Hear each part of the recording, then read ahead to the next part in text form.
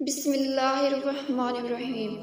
میری آپ لوگوں سے ریکویسٹ ہے کہ میرے چینل کو سبسکرائب کر دیں اور میری ویڈیو کو اینڈ تک لازمی دیکھیں۔ حضرت زکریہ علیہ السلام اللہ کے برگزیدہ نبی تھے۔ حضرت زکریہ علیہ السلام کا تعلق حضرت ابراہیم علیہ السلام کی نسل سے تھا۔ کبھی ایسا بھی ہوتا ہے کہ جو بات انسان کے وہم و گمان میں یا اس کے اختیار میں نہیں ہوتی وہ قدرت خداوندی سے ہو جاتی ہے۔ اللہ ہر شے پر قادر ہے، وہ مردے کو زندہ کرتا ہے اور زندہ کو مردہ۔ حضرت زکریہ علیہ السلام کے ساتھ جو واقعہ پیش آیا وہ کچھ اس طرح کا ہے۔ حضرت زکریہ علیہ السلام اللہ کے نبی تھے، دن و رات اللہ کے ذکر میں مشغول رہتے تھے، وہ اللہ کی یاد میں کبھی غافل نہیں رہے۔ حضرت زکریہ علیہ السلام کا معاشرے میں مذہبی اعتبار سے بہت بلند مرتبہ تھا۔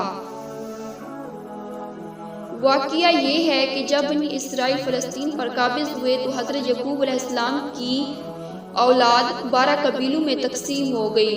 ان میں سے ایک قبیلہ ایسا تھا جو بہت زیادہ مذہبی کاموں میں منہمک رہا۔ وہ مقدس عبادت گاہ کے صحنوں اور کوٹھیوں کو صاف ستھرا رکھتا، عبادت کے لیے لوگوں کو بلاتا، قربانی کرتا، لوگوں کو نیکی کی طرف بلاتا اور برائی سے روکتا تھا۔ اس قبیلے میں ابیہ نامی ایک پاک باز شخص گزرا۔ حضرت زکریہ علیہ السلام اسی خاندان سے تعلق رکھتے تھے۔ حضرت زکریہ علیہ السلام بھی عبادت خانے کی خدمت کرتے تھے۔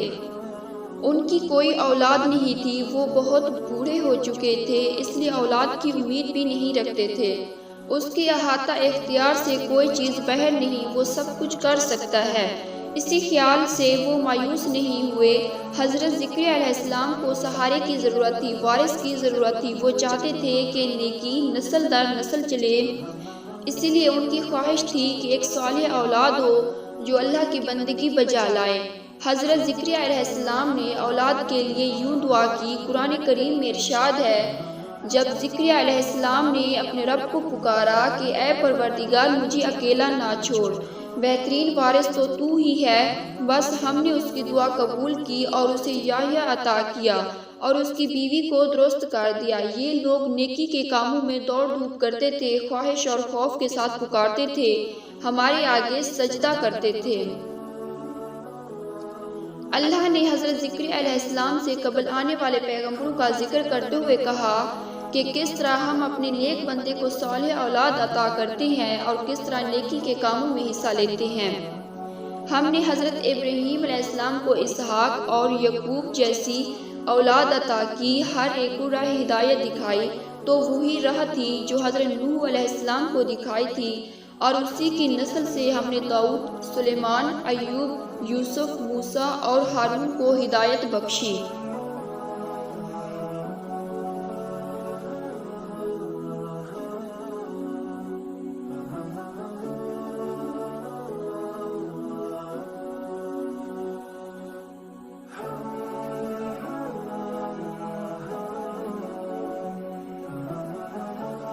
اسی طرح ہم نیکوکاروں کو ان کی نیکی کا بدلہ دیتے ہیں اور ان کی اولاد سے زکریا، یحییٰ، عیسیٰ، الیاس کو راہ دکھائی۔ یہ سب صالح یعنی نیک بندے تھے، یہ سب کے سب اللہ کے نبی تھے، اللہ کی عبادت کرتے تھے، لوگوں کو اللہ کی طرف بلاتے تھے۔ حضرت زکریہ علیہ السلام کا دامن شرک سے پاک صاف رہا۔ ان پیغمبروں کے ناموں کا بیان یہ مقصد ظاہر کرتا ہے کہ اللہ تعالیٰ کس طرح ایک خاص مدت تک نسل در نسل انبیاء کو مبعوث کرتا رہا، یہ سب کے سب نیکی ہی کی دعوت دیتے رہے۔ اس لحاظ سے حضرت زکریہ علیہ السلام اولاد سے کس طرح محروم رہتے۔ حضرت زکریہ علیہ السلام کی گہری خواہش کے ساتھ دعا کرتے رہے۔ اللہ تعالیٰ نے آپ علیہ السلام کی دعا سن لی اور بشارت ہوتی ہے کہ اے زکریا، ہم تجھے لڑکے کی بشارت دیتے ہیں جس کا نام یحییٰ ہوگا۔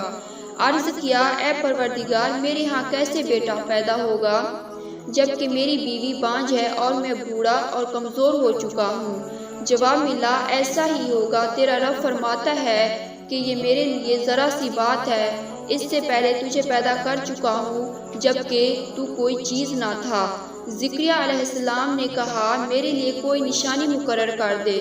اللہ نے فرمایا، نشانی یہ ہے کہ تم 3 دن تک لوگوں سے اشارے میں بات کیا کرو، اس دوران اپنے رب سے رجوع کرو اور اپنے رب کو بہت زیادہ یاد کرو، صبح و شام اس کی تسبیح کرو۔ پھر وہ حجرے سے باہر آئے اور قوم سے اشارے میں ہدایت کی کہ صبح و شام تسبیح کرو۔ حضرت زکریا علیہ السلام رات و دن عبادت کرتے تھے اور اپنے رب کو سچے دل سے پکارتے تھے، نیک کام کرتے تھے۔ جب آپ علیہ السلام اللہ کا ذکر کرتے اس وقت عود و لوبان جلا کر ماحول کو خوشبو میں بسا دیتے۔ آپ پیشہ کے اعتبار سے بڑھائی تھے، اپنی محنت سے روزی کماتے، جو پیسہ ملتا اس میں سے بھی حاجت مندوں کو دیتے، محتاجوں کو کھانا کھلاتے۔ جو لوگ رات و دن عبادت میں مصروف رہتے ان کی دیکھ بھال کرتے، ان کے کھانے کا انتظام کرتے۔ حضرت زکریا علیہ السلام کا زمانہ اور حضرت عیسیٰ علیہ السلام کا زمانہ ایک تھا۔ آپ علیہ السلام حضرت عیسیٰ علیہ السلام کے رشتہ دار تھے۔ حضرت زکریا علیہ السلام جس عبادت خانے میں ذکر کرتے تھے، عبادت خانے میں کاہن کی حیثیت رکھتے تھے۔ اس عبادت خانے کو ہیکل کہا جاتا ہے۔ اسی عبادت خانے میں حضرت مریم کو بھی رکھا گیا۔ تمام کاہنوں کی خواہش تھی کہ مریم کی دیکھ بھال کی ذمہ داری انہیں ملے، چونکہ حضرت زکریا علیہ السلام نے مریم کی دیکھ بھال اور ان کا ہر طرح سے خیال رکھنے کی حامی بھری تھی۔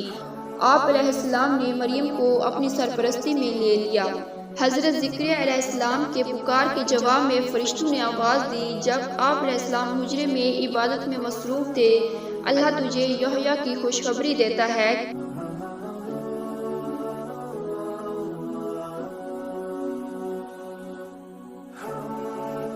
کہ وہ اللہ کی طرف سے ایک فرمان کی تصدیق کرنے والا بن کر آئے گا، وہ بزرگ ہوگا، وہ صالحین میں شمار کیا جائے گا۔ چنانچہ حضرت یحییٰ علیہ السلام پیدا ہوئے۔ حضرت زکریا علیہ السلام اور ان کی بیوی کا ذکر انجیل لوکن میں یوں کیا گیا: وہ دونوں خدا کے سچے حضور، راست باز، خداوند کے تمام احکام اور قوانین پر عمل کرنے والے تھے۔ ایک مرتبہ ایک شخص عبادت خانے میں آیا اور حضرت زکریا علیہ السلام سے مل کر کہا کہ میں صبح و شام عبادت خانے میں عبادت کرنا چاہتا ہوں تاکہ میں جنت کا حقدار بنوں۔ حضرت زکریا علیہ السلام نے اس سے فرمایا، تو حقدار کس طرح ہوگا جبکہ تیرا رب تجھ سے دور ہے؟ میرا رب مجھ سے کس طرح قریب ہوگا؟ مجھے نصیحت فرمائیں۔ حضرت زکریا علیہ السلام نے اس سے چند سوالات کیے۔ کیا تو ماں باپ کی خدمت کرتا ہے؟ نہیں، اس نے جواب دیا۔ پھر آپ علیہ السلام نے پوچھا، کیا تو لوگوں کے ساتھ اچھا برتاؤ کرتا ہے؟ اس نے جواب دیا، نہیں۔ آپ علیہ السلام نے پوچھا، کیا تو غریبوں اور مانگنے والوں کو کھانا دیتا ہے؟ نہیں، اس نے جواب دیا۔ آپ علیہ السلام نے دریافت کیا، کیا تو کسی کا حق مارتا ہے؟ اس نے جواب دیا، ہاں، مجھ سے یہ گناہ ہوتا ہے۔ حضرت زکریا علیہ السلام نے کہا، یہی وجہ ہے کہ تیرا رب تجھ سے دور ہے۔